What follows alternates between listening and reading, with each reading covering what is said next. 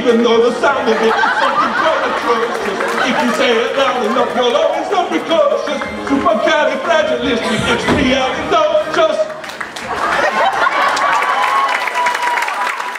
George to me is like the Jolly Green Giant, of imposing stature, but of a kind and gentle nature and heart.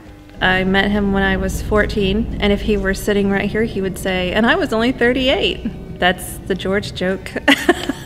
He's been telling for 30 years. And we had a couple cases kind of against each other, and I got to know him that way, and he was looking for some help, so we kind of took a little bit of a leap of faith. He's done everything from being a monster to being the bad guy in Sweeney Todd. That's the first time my friends met my dad, was when he played a bad guy in Les Mis.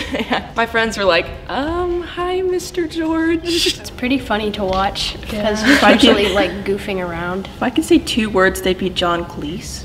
His joy at being alive, as cheesy as that sounds, is very authentic. The thing about George, I think, is he never takes himself too seriously. He really gets to know the client, individually, which is important. And in doing that, he's able to really provide them help legally, but also just personally. George lends himself and his time to so many different causes. His role at home and his role at the theater and his role in the band and his role in work, and he's on every board. Literally, like he'll come up and he's like, oh, I had a board meeting. We're like, what board? You're on like 3.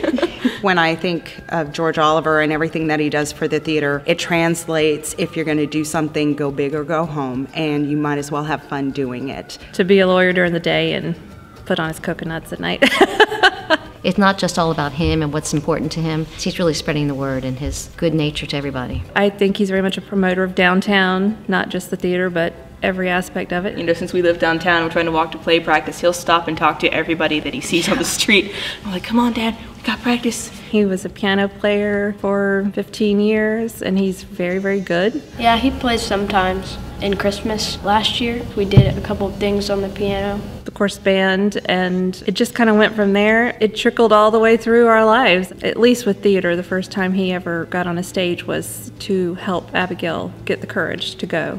Some of the plays he's gotten in have been accidental because he's either taken her to one audition or taken me to one, and then they'd say, hey, do you want to come in here and try it? He does the improv at City Stage. The man, I just asked him, I said, George, how do you do all this? And he said, I just don't sleep, and I believe it. He's always on the stage. His life is a stage, and I'm always the one planning all around it, and I like that. I've seen George Oliver come to rehearsals. He's always in a good mood, and what happens is it infects everyone. She tried to cover that ring up, it didn't work. Green electrical tape. Oh, yeah. Can't hide my love.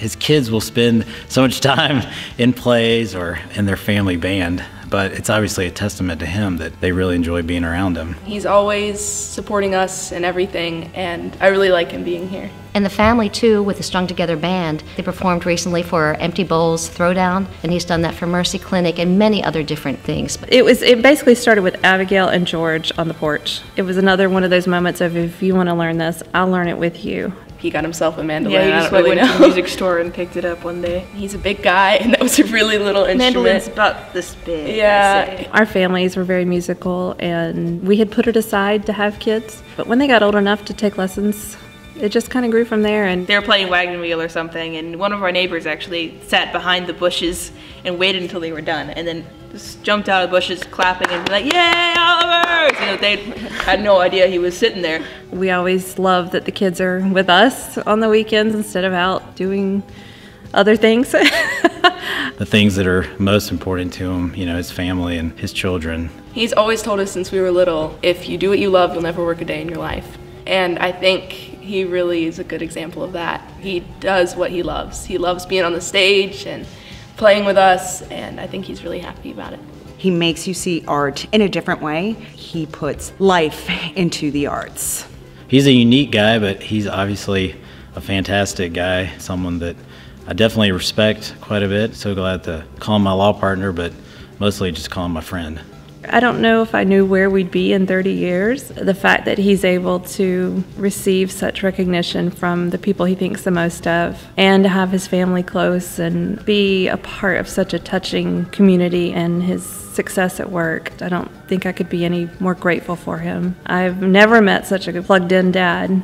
he certainly treats me and always has like a princess, and I hope he's setting an example for the girls and for Mason as well.